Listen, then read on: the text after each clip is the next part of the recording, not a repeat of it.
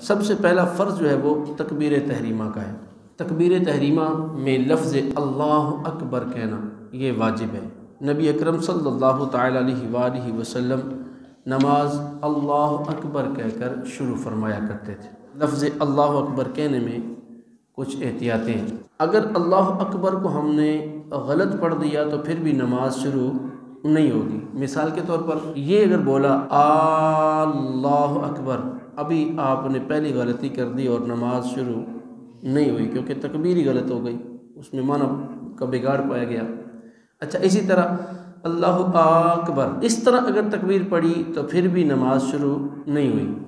اسی طرح اللہ اکبر، اب یہ تین چیزیں اللہ یا اکبر یا اکبار، یہ تین صورتیں اگر پائی گئیں تو نماز نہیں ہوگی۔ اکثر اوقات مساجد میں کم ہوتا ہے، جنازوں میں یہ زیادہ مطلب کے مسائل بنتے ہیں۔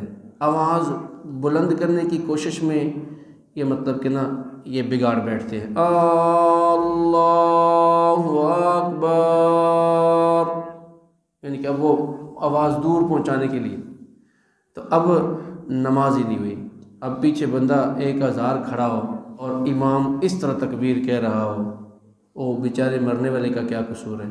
اس کی تو نماز جنازہ نہ ہوئی۔ اس پہ بہت کم توجہ دی جاتی ہے۔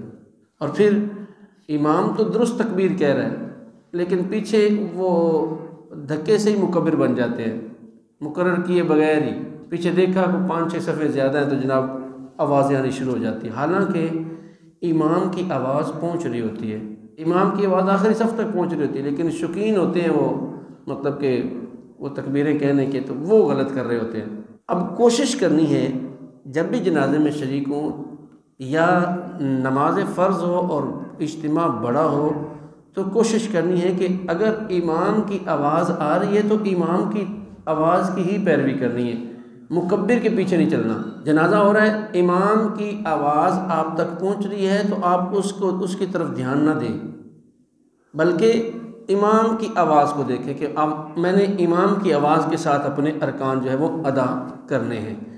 تو مکبر حضرات ہوتے ہیں وہ اس طرح کر رہے ہوتے ہیں۔ اب جس نے مکبر کے پیچھے تکبیر کہی، جو امام کے علاوہ پیچھے تکبیر کہہ رہا ہے اس کو مکبر کہتے ہیں، اس کی پیروی جو کر رہا ہے اگر اس نے غلط کر دیا تو اب جو ہے اس کی بھی نماز، مکبر کی اور اس کے پیچھے پیچھے جس نے اس کی پیروی کی اس کی نماز وہ مطلب کہ باطل ہو جائے گی۔ اس پہ احتیاط کرنی ہے۔ اچھا، پھر اذان میں چونکہ وہ طرز لگاتے ہیں تو اس میں بھی کافی ساری اغلاط کرتے ہیں، جیسے اللہ اکبر اللہ اکبر۔ اچھا، کئی وہ میں نے سنا وہ اقامت کہتے ہوئے کہتے ہیں اللہ اکبر اللہ اکبر اللہ اکبر اللہ اکبر۔ اب یہ انداز ہے، تو یوں تو مطلب کہ یہ حرام ہے، اللہ کے نام کو بگاڑنا۔ نماز میں ایسا ہوا تو نماز باطل ہو جائے گی۔ اور اقامت بھی آپ اس سے اندازہ لگا لیں، اقامت لوٹانا واجب ہے۔ اب کیا کریں گے؟ اب کس کو بندہ روکے کہ جی آپ کی اقامت جو ہے وہ درست نہیں ہے، تو وہ تو بندہ لڑ پڑے گا ہمارے ساتھ۔